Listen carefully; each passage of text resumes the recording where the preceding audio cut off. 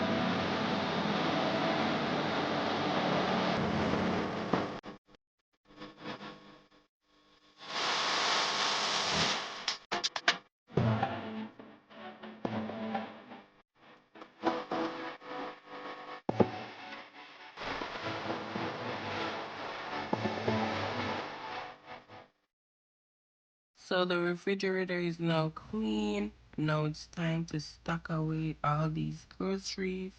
So let's get into that right now.